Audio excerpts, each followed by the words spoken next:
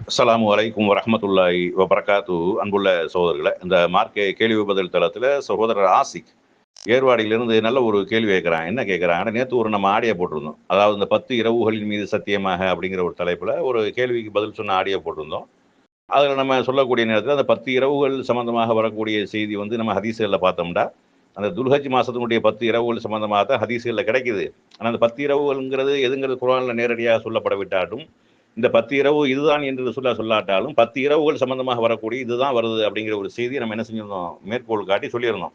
அதுக்கு சகோதரர் என்ன கேட்குறாங்கண்டா, அதாவது இந்த ஆடியோவில் துல்ஹஜ் மாதத்தின் 10 நாட்களை தவிர வேறு எந்த நாட்களையும் சிறப்பித்து சொல்லவில்லை என்று சொல்கிறீர்கள். ஆனால் அல்லாஹ்வுடைய தூதர் ரமலான் மாதத்தின் இறுதி 10ஐ அடைந்து விட்டால் தமது ஆடைகளை இறுக முடிந்து கொள்வார்கள், அமல்களின் மூலமாக இரவுகளுக்கு உயிர் ஊட்டுவார்கள் என்று இருக்கிறது. அப்ப இதுவாகவும் இருக்கலாம் அல்லவா? அதாவது இந்த ரமலான் மாதத்துடைய கடைசி 10 நாள் சம்பந்தமாக சொல்றாங்க. இந்த ரசூல் ஸல்லல்லாஹு அலைஹி வஸல்லம் அவங்க 10 நாள் வந்துட்டா இஹ்திகாஃப் இருப்பாங்க. மனைவியரோட தாம்பத்தியத்தில் ஈடுபடாமல் என்ன செய்வாங்க, ஆடையை இறுக்கி கட்டிக்கிறாங்க. ஆடையை இறுக்கி கட்டுதல் என்றால் மனைவியரோட சேர்வதில்லை அப்படிங்கிறத குறிக்கக்கூடிய வார்த்தை தான் அது. இப்போ அந்த 10 இரவுகள்ங்கிறது ரமலான் மாதத்தில் உள்ள 10 இரவா அப்படின்ட்டா, அந்த 10 இரவுகளில் பிரதானமாக சொல்லப்படக்கூடிய லைலத்துல் கத்ர் இரவு தான் சொல்லப்படுது. அந்த லைலத்துல் கத்ர் இரவு வந்து 5 ஒற்றைப்படை இரவுகளில் ஒரு இரவு தான். அப்போ அந்த ஒரு இரவு எதுன்னு நமக்கு தெரியாமல் இருக்கக்கூடிய காரணத்தினால அந்த 10 இரவு நம்ம என்ன செய்யணும், முக்கியத்துவம் கொடுத்து செய்யணும்.